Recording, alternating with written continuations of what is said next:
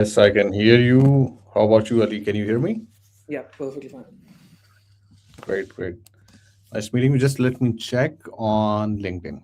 How does it go there? Just give me a moment. I'll check out here.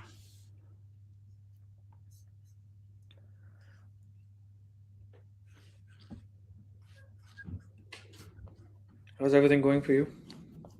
It's going super, super cool, super great. The the winters have their own impact on Yeah. everything that we are doing, and like it's on one side it's pretty cool, like enjoying every day.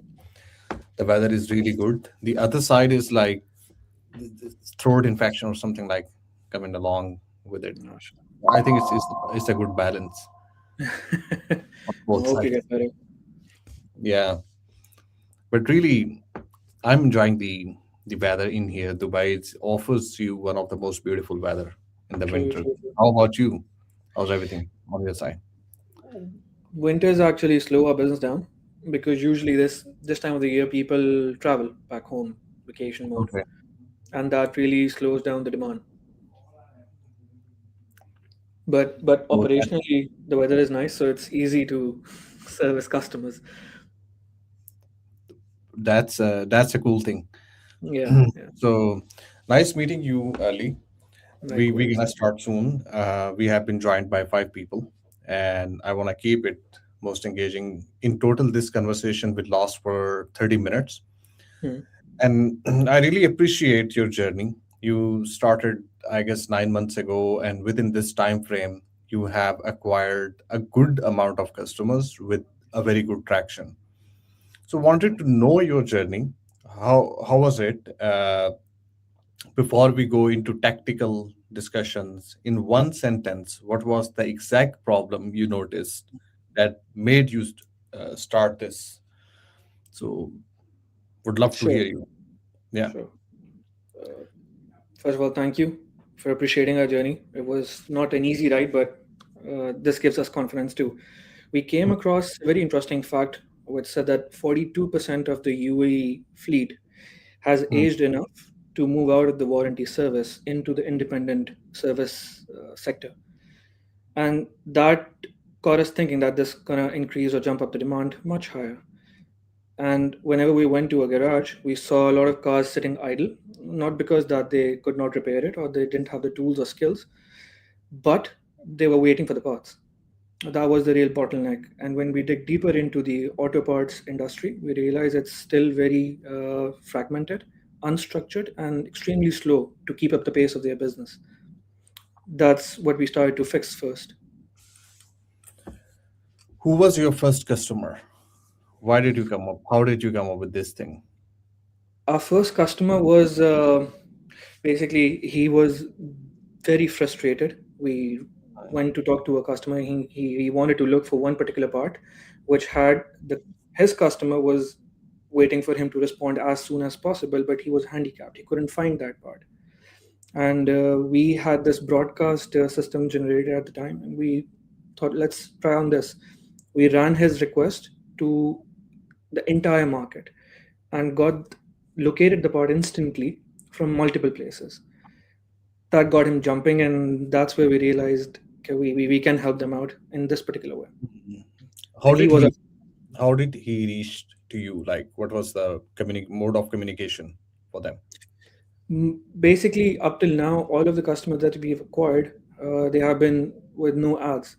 It's been direct interaction with the customers. So we were while we were doing the research phase, that's when we got in touch with them, and that's where we got this customer, first customer.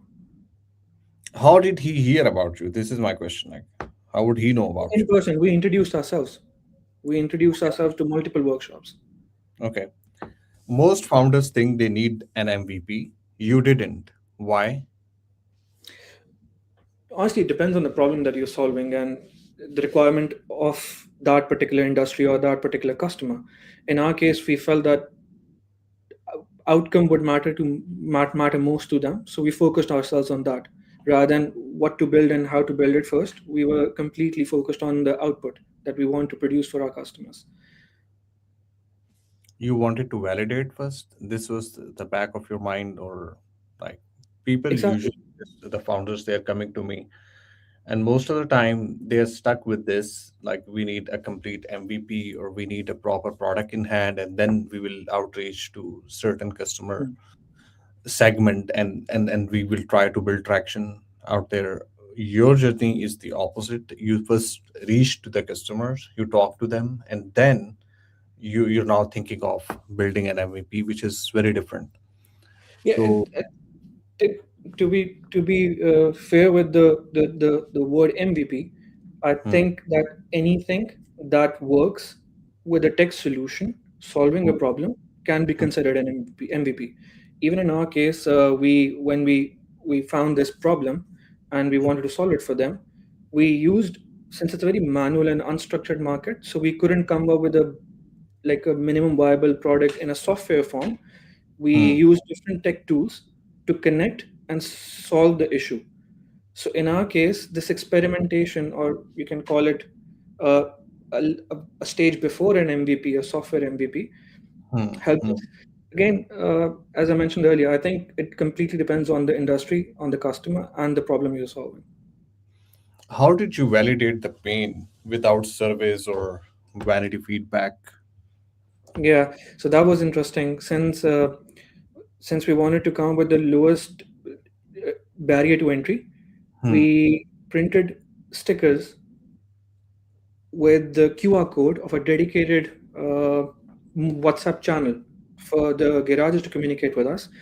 And we posted those stickers right in front of the operating bay, the bay that technicians work on. And whenever a car was stuck where on the was bay, that? that was in different parts of Alcuz. Okay. We basically cordoned out a cluster that this is the cluster that we want to serve and try to serve first or experiment with them. We pasted those QR codes in multiple garages. Specifically, where we pasted was on right in front of the bay, Hmm, operational bay, where the technician is working on the car, and he's the one who's the first point of contact who feels stuck when he's not able to find that particular part, because he has to deal with his stakeholders, which are the his line manager and the customer, both in this case. So that was the point. That's where the problem initiated. That's where we wanted us to be visible to get better and instant recall, and that's where they uh, started sending us the inquiries of what hmm. parts they. But when we pasted all those stickers, and we got flooded with the number of inquiries from multiple garages, and not just one day, but it kept on growing and kept on going on and on. What was So written that on that particular poster which you pasted in we, front? we, we mentioned three things: need any car, any part, with warranty and same day delivery. We'll be here to help, and that generated the demand for us. Beautiful. So that's pretty good one. Okay, and then they reached out to you on WhatsApp, Hmm, and then you started communicating with them. exactly. So, okay, how many customers did you receive in the first probably 1 month, I would say? In first probably 1 month, we got around 35, 30 customers, with Okay. at least 54% of them generating demand regularly on a daily basis, Hmm. Hmm. So, and 20% of them were weekly basis and few monthly. what type of spare parts or type of auto parts they were requiring? So we were we were focused initially on used parts, because that's where the most pain and most margins are for them Hmm, as well, and for us as well. hmm, So we hmm, kept our focus on the used parts first, and in the used parts, mechanical are the ones that mostly, like engines, gear, transmissions, hmm, hmm, gearboxes, uh, electronics, body parts, a few of them which are preferred in used original. hmm, So hmm. we got a like the pattern of the demand showed us that this is this category that we are solving for, and this is the trend that we are getting, and it's still the same, by the way. as What as type of cars you received most of? Like, what type is it? Toyota? Is it the Ford or? Mostly German, by the way, mostly German. Yeah. Okay. Mercedes and BMWs, Wow. the two How reasons for many that. German cars would be on the UAE's road? What is your rough idea about it? Close to 25% are German. Wow. So Yeah, 25% of the entire cars on the fleet is road German. are German. Yeah, Wow. And rest 75%. What's your idea? Japanese would come second, then Korean, Hmm. and then American, for sure. And you receive their query, then you respond to them. Then how does that work? Like, what is the ordering process for me if I'm coming to you? I need anything for my Sure. BMW. I come to you. I have requested you for a specific So, part. so, What would you do then? so currently at current stage, what we have structured more on our side is the supplier end of it. To keep the demand frictionless, we still work or Mhm. capture the demand through WhatsApp because it's easier for the mechanics or the technicians or even the garage owners to handle.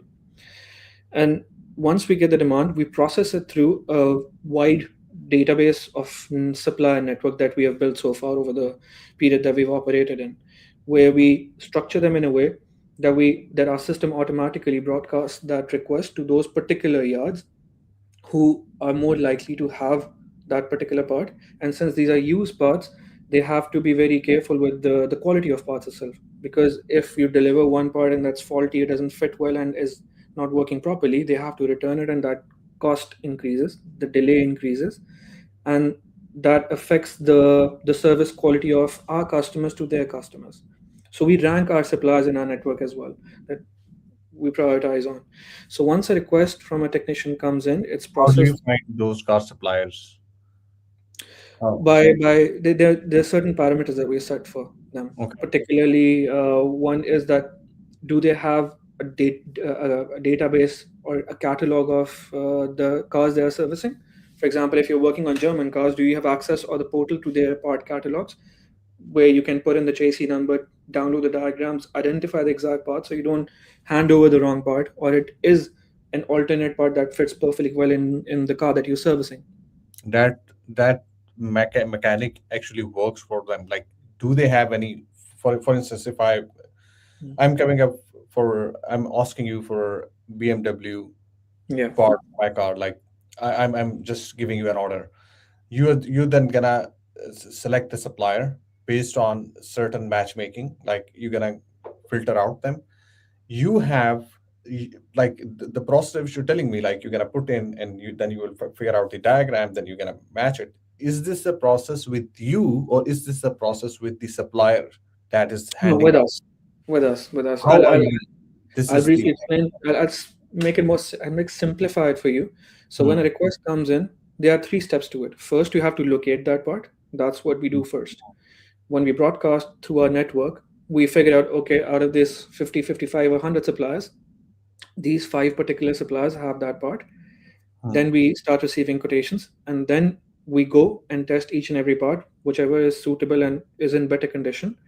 hmm. Then we relay that quotation to the customer, and if they approve, then we deliver it the same day. That's What is what. happening at the moment, and how are you changing this?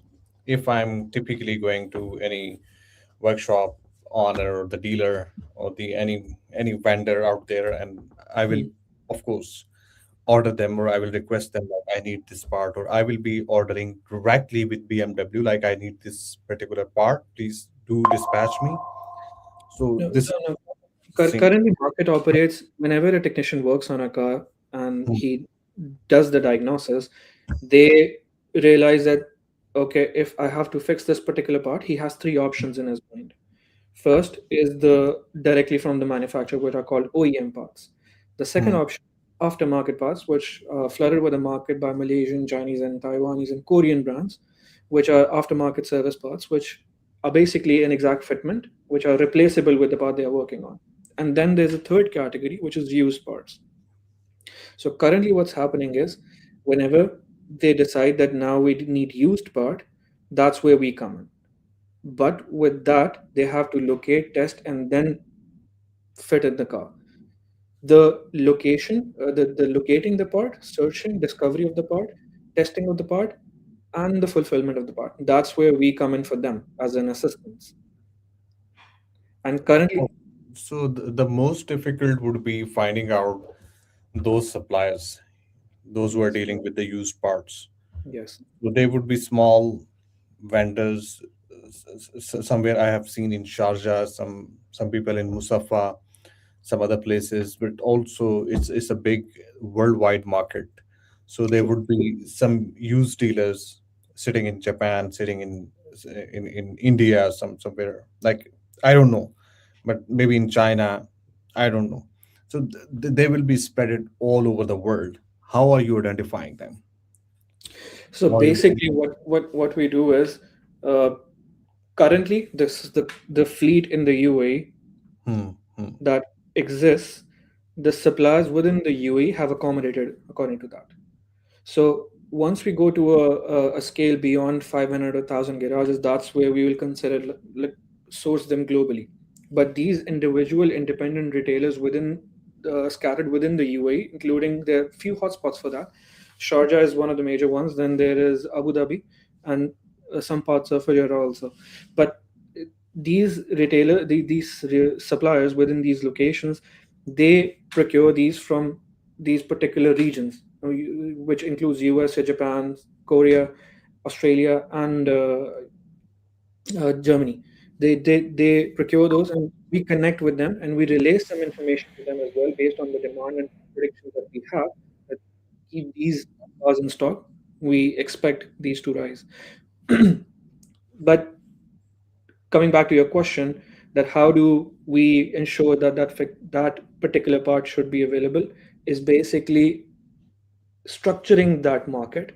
That's where Swoop is basically trying to consolidate the demand. Because even if you are a garage or a garage owner or a technician right now, you can barely reach out to 10, 20 maximum suppliers for particular one job. You wouldn't go beyond that. That's the maximum they do. And even with those 20, it's hard that everyone might have that particular part available. So the friction that we reduce for them is, why depend on those particular suppliers when you can reach out the whole industry at once? That increases the chance of availability and the product quality as well, and more transparency on the price. Because if you hmm. deal with particular set of suppliers consistently, they leverage on their trust and they charge you high for that too. So, Ali, why do people need used parts? This is my question. Why do they need? Yeah, If this someone is actually a very valid if someone is reason. having a BMW, someone is owning Mercedes or the other very highly expensive cars, or not very expensive, but at least they are in the top Yeah. tier. So, Why would so they go for the used cars? This is my so if you question. position So these used three, parts, yeah. if you position these three alternates that they have, which is Mm, aftermarket and OEM, and then the used mm, is actually a very key component into it. The reason why, because used parts are better in quality and mm, price, better in quality than aftermarket for sure, and better in price as compared to the OEM parts. mm, And there is another factor which specifically for high-end vehicles, like we've serviced parts for Ferrari and Lamborghini as well, and G wagons as well.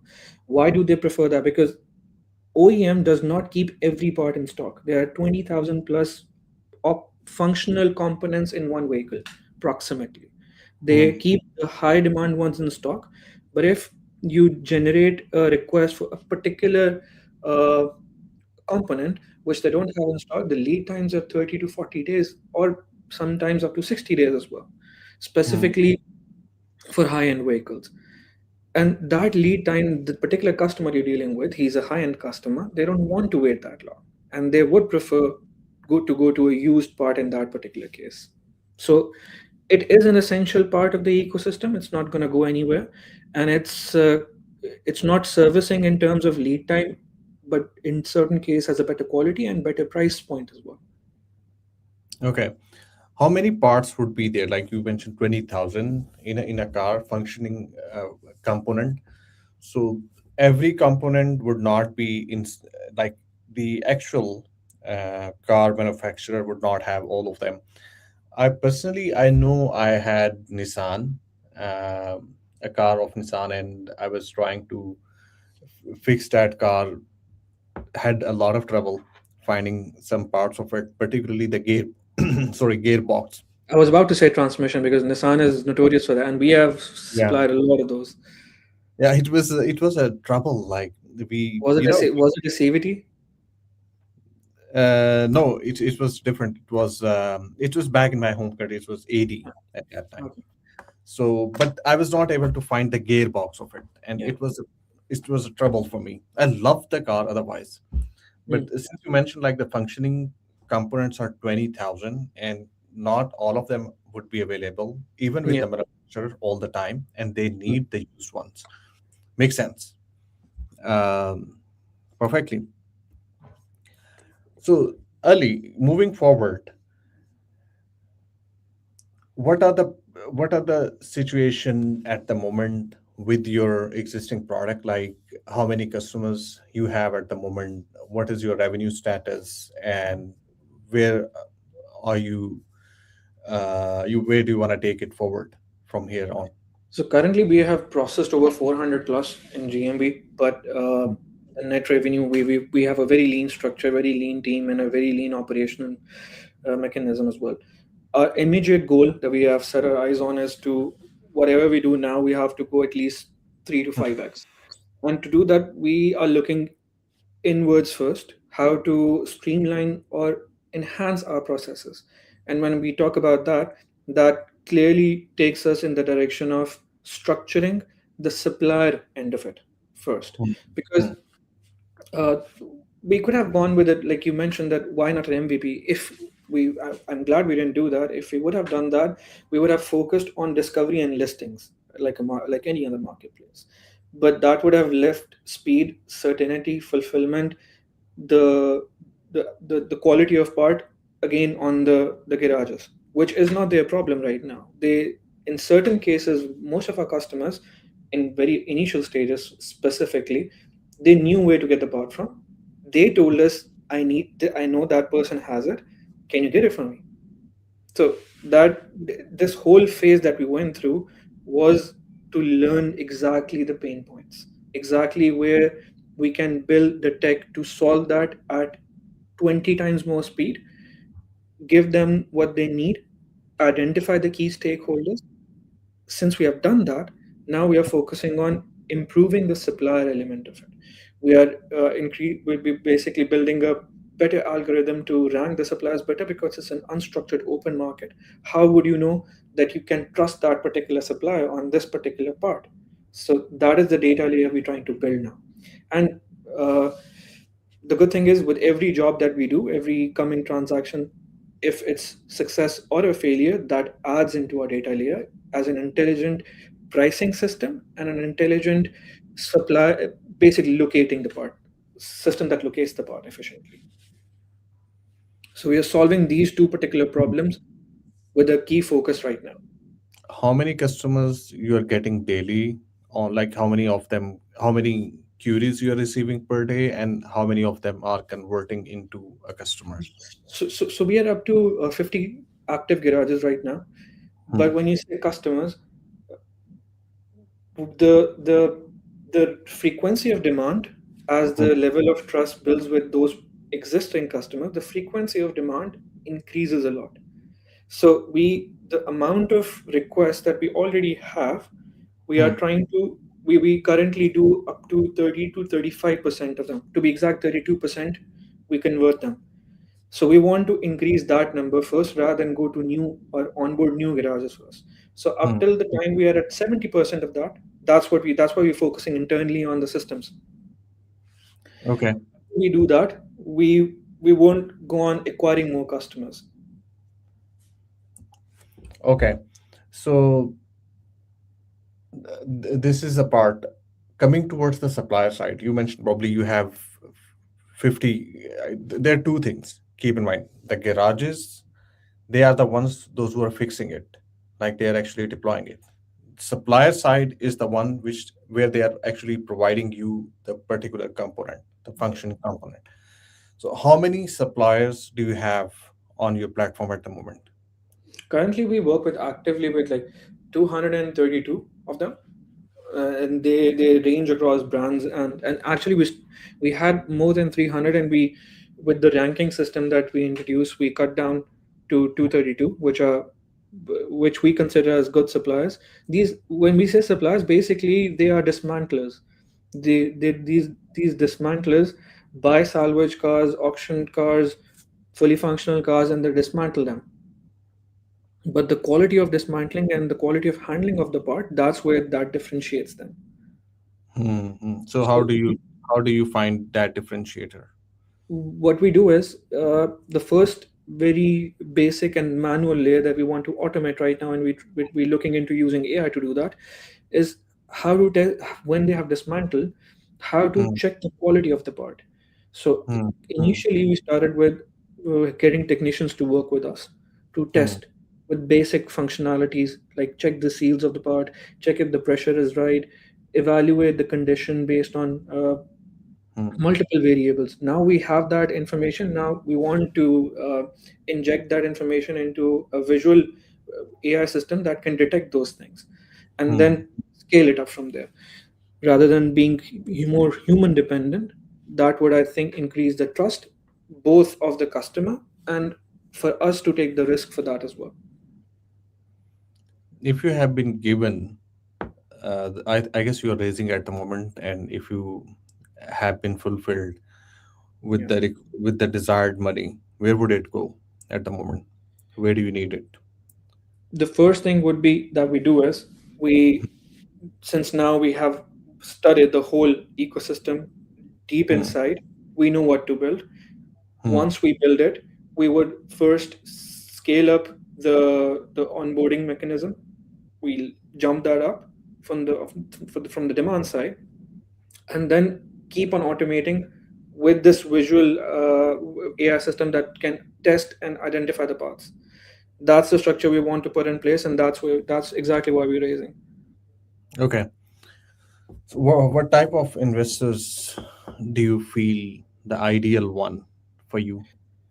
For us, would the ideal fit would be the person who understands the unstructured and messy markets, for sure, Hmm, hmm, and hmm, the impact that it brings onto end user, which is us, hmm, is hmm, basically that starts over there. So it's a network effect that we want to build in this hmm, industry, and hmm, then scale up to other options. A garage does not only need used parts; that's just 20% of their monthly spend, hmm, which annually sums up to at least half a million dirhams per garage. That's just used parts. The more frequency and more margins, lower margins but higher frequency, are in aftermarket parts and OEM parts as well. They need lubricants, they need tires, they need diagnostic tools. So, hmm, starting from this point, we will slowly evolve into a a data intelligent procurement structure for the auto repair industry to keep up with the pace of the demand that they incur and face on a daily basis. So that's our goal that we have set our eyes on. Do you see existing platform for the used cars? Is there any competitor of you at the moment across For the this, world? since there are many different parts, so if Hmm. we break down this whole problem or the whole market, there are different parts to it. One part is identification or Hmm. discovery, which we can call discovery of the supplier, discovery Hmm. of the part. Then the other is fulfillment. Then the other is testing it actually. So Hmm. there are platforms that help discovery, Hmm. like Part Finder is one of those, which is, and Use Parts is another. UZD is another discovery mechanism or discovery platform out there in the market. But they leave the ICP that we have, the auto repair shops. They do one job for them and keep the other two important functions again dependent on them. And that's how we packaged ourselves, that you identify the part within 30 minutes, get a price. If it is approved by your customer, you get delivered in 120 minutes. So you can fix the car the same day.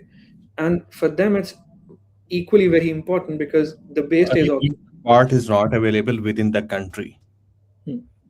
what would you do then? Like sometimes it's not available within the So when country. it's not available, the first thing that we particularly do Hmm. is go to the parts catalogs Hmm. Hmm. and see if the same exact part is available in any other vehicle. So, for example, you're working on Skoda. I'll give you an Hmm. example. And you need an AC blower. There is no official distribution channel for that particularly available in the UAE. But Skoda is also manufactured by the same company who does Audi and Volkswagen. Is based out of UAE or is it global? No, no, globally, the company that produces Skoda also it's German. It's German company. Okay. So Skoda was acquired by a German company, Volkswagen. Okay. Their part suppliers are same to uh, to Audi and to Volkswagen too. So that's where we realize we can replace the parts. It's a perfect replacement. The Hmm. second thing is if we don't have that, then we request on behalf of our customers to the dealerships to acquire this for us if out of country needed. They do that as of now. Okay. Okay. This seems pretty promising. So, my question again, I will reframe my question. Given the resources you need, how quickly you can scale from the current revenue, which is 410K GMV, to approximately 4 or 5 million GMV? How quickly you can So progress? 4 or 5 million can be achieved within 7 to 8 months. Okay. 7 to 8 months. 7 to 8 months. Once we deploy our What will be supplier, the growth factor? the growth factor would be simply the we already had demand worth of that amount, close to that amount, Hmm. but we Hmm. service just one third or one fourth of that. Hmm. So that's considering that's only with 50 customers that were acquired with zero paid acquisition. Increase that, add some acquisition cost to it, Hmm. go to a larger, wider base, and service rather than 30%, close to 70% of their request, then you have that number achieved within a very short What period you of time. do different, Ali? You're gonna Sorry. put that money in marketing. You're gonna put that money in the product. What magic will you do to take it from 410 to So our 452? plan, so our plan is to put at least 10 to 15% of that into product and 20% of that into acquisition. And then the rest, we need to build a team because initially this is going to be an uh, operationally consuming a start to this particular business till we Hmm. have that data. We reach that point of data enough to create a flywheel to keep the network effect going. But to reach that point, we'll need feet on ground Okay. to build a structure to this messy market. Okay. What would be that one factor I wanted to bring you towards that point?